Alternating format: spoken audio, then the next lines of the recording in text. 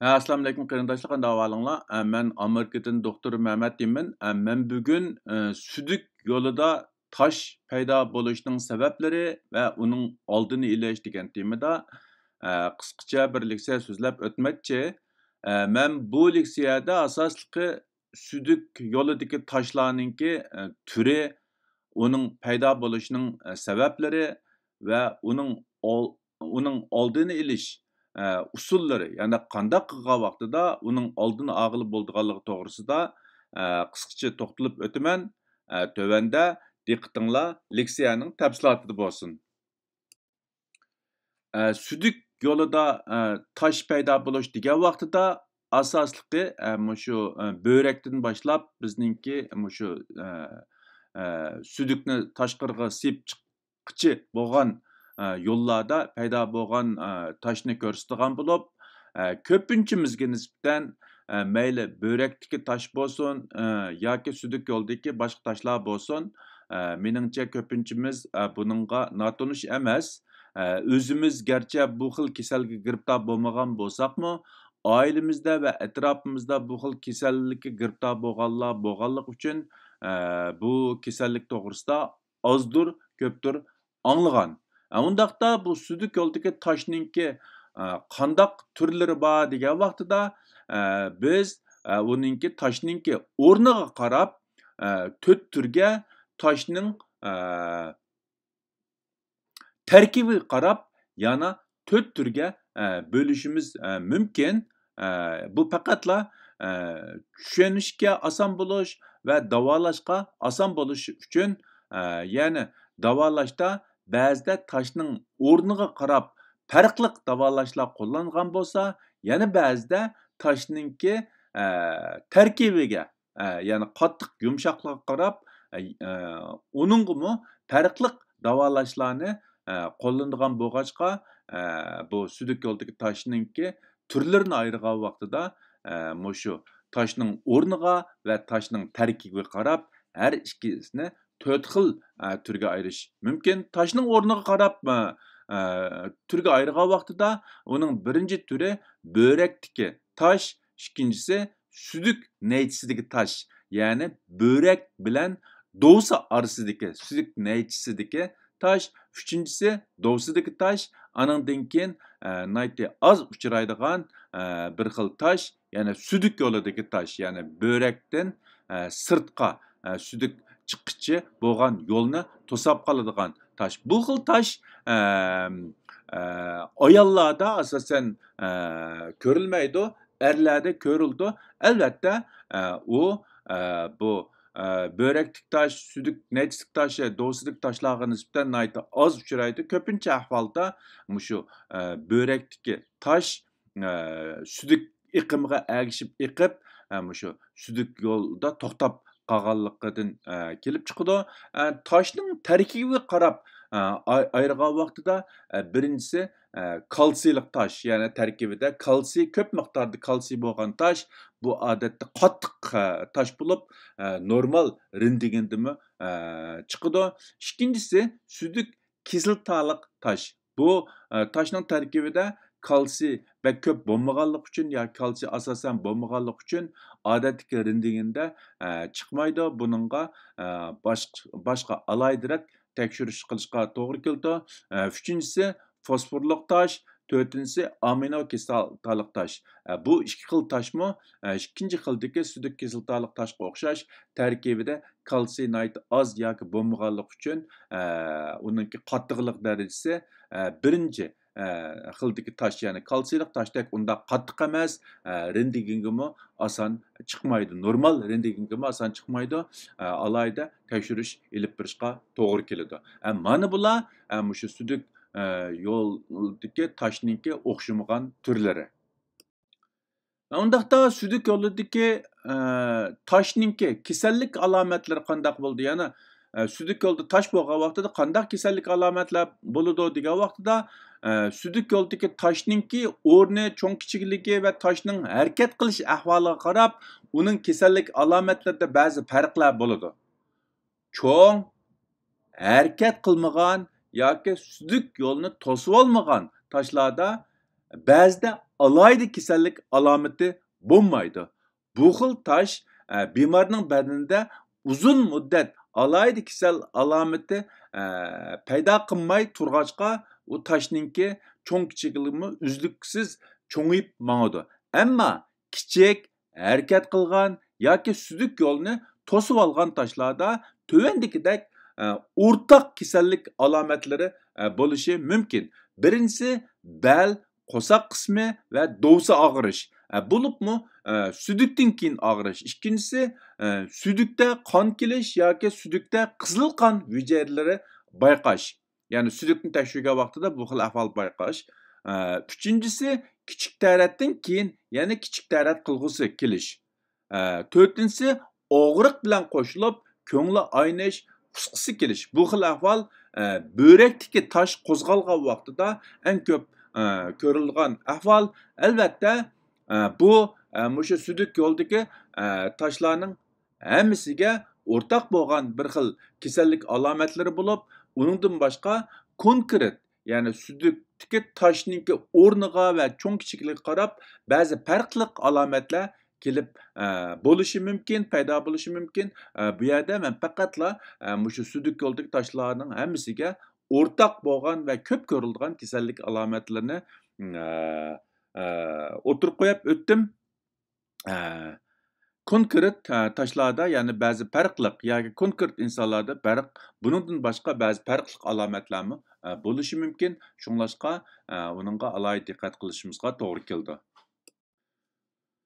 Undaqda bu suduk yo'lida nima sababdan tosh paydo bo'ldi degan vaqtida suduk yo'lida tosh paydo bo'lishining sabablarini tövendagi bir necha nuqtaga yaqinjoqlashga bo'ladi. Birinchisi suduk yo'lidagi binormallik va suduk yo'li yollig'i. Ya'ni bu yerda suduk yo'lidagi binormallik degan vaqtida ularning bir qismi tug'ma irsi bo'lishi mumkin. Mayli börekda bo'lsin yoki suduk naychillarda bo'lsin, g'alitlik bo'lgan vaqtida yoki suduk naychil tarib qolgan vaqtida sudukning iqim tezligiga ta'sir yetkazib, tosh paydo bo'lishini keltirib chiqarishi mumkin. Ikkinchisi suvni yoki usuzlikni yetarli ichmaslik, badan davomli suvsizlanish holda turish. Bumi suduk yo'lda tosh paydo bo'lishining asosli sabablarining birisi, ya'ni inson suvni yetarli ichmagan vaqtida bu sudukdagi ba'zi moddalarning, bo'libmi kalsiyninki qo'yiqligi yuqorilab börekdagi ma'lum joylarga oson o'ltirishi mumkin. Uningdan boshqa suvni oz ichgan odamda suduk yetarli bo'lmaganligi uchun vaqtida simaydigan bo'lishi mumkin. Suduk badan ichida qancha uzun turgan vaqtida uning tarkibidagi kalsiylar to'plashib tosh paydo qilishi mumkin. Uchinchisi uzun muddat o'ltirib xizmat qilish, yetarli harakat qilmaslik. To'rtinchisi doim vaqtida kichik tarat qilmaslik, uzun muddat kichik taratni majburiy kontrol qilish. Ya'ni bu shu suduk, men yuqorida deb o'tgandagidek, suduk uzun muddat badanda turgan vaqtida xuddi bir ko'lda suvdagi qumlar ko'ltikka o'ltirganga o'xshash bu suduk tarkibidagi kalsiymi to'plashib, qo'yiqlashib tosh paydo qilishi mumkin. Beshinchisi ba'zi dorilarning aks ta'siri. Ko'pincha dorilarda shu insonlarda qandaq aks ta'sir paydo qilganligini yozib qo'ydi. Buningga agar diqqat qilsak, ba'zi dorilarda shundaq suduk yo'lda tosh paydo qiladigan aks ta'sirining borligini ko'ra olishimiz mumkin. Agar bizda shu tosh paydo bo'lish ehtimolligi yuqori bo'lgan bo'lsa, eng yaxshisi bu xil dorilarni ishlatishdan saqlashimiz kerak. Oltinchisi tuz, oqsil va shakarni normaldan ortiq iste'mol qilish. Bumi bir qism odamlarningki suduk yo'lda tosh paydo bo'lishiga sabab bo'lgan omillarning birisi. Yettinchisi semizlik yoki ig'irligi eshib ketish. Bumi ba'zi mutaxassislar bu xil ahvoldami shu kishilarningki südük yolda taş paydo bo'lishini keltirib chiqarishi mumkin deb qaraydigan mutaxassislar bor.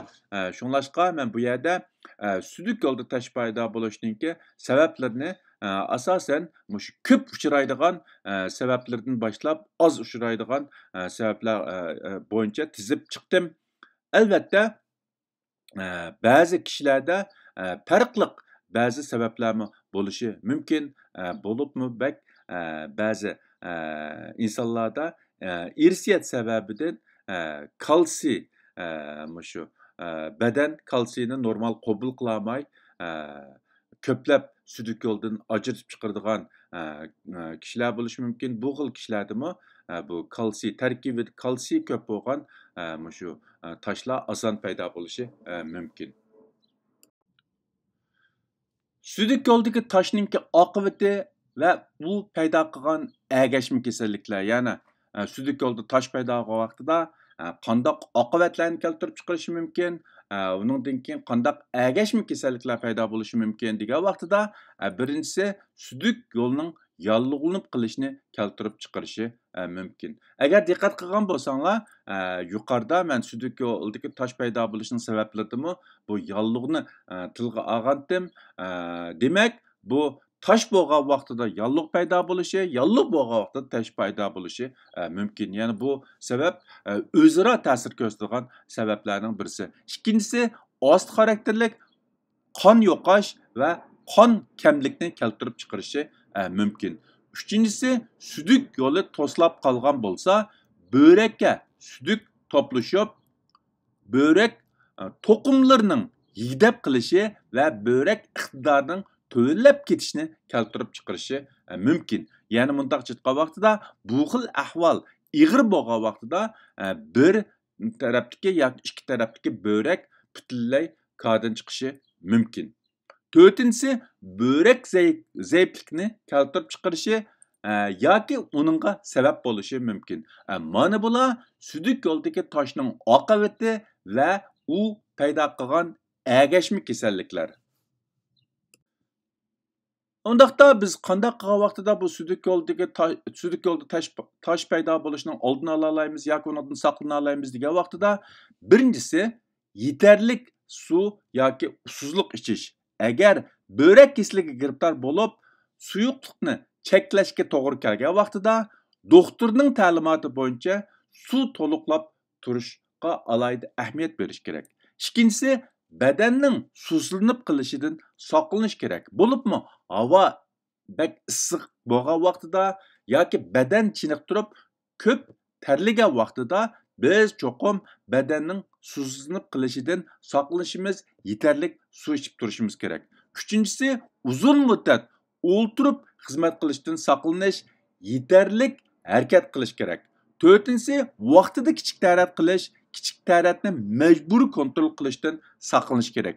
Beshinchisi südükdə tosh paydo qiladigan dorilarni iste'mol qilishdan saqlanish kerak. Ya'ni bu dorining aks ta'sirida südük yo'lda yoki börekda tosh paydo qilishi mumkin deb eskartilgan bo'lsa, amal bor bu xil dorini ishlatishdan saqlanish kerak.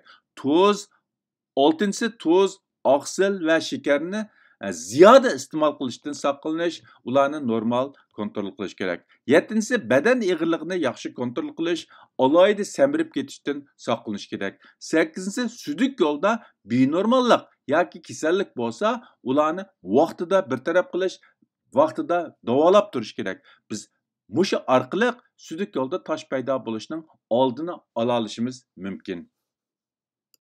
Agar biz südük yo'lda tosh paydo bo'lishining oldini ololmadik yoki undan saqlanmadik, shu sababdan bizning südük yo'limizda tosh paydo bo'ldi.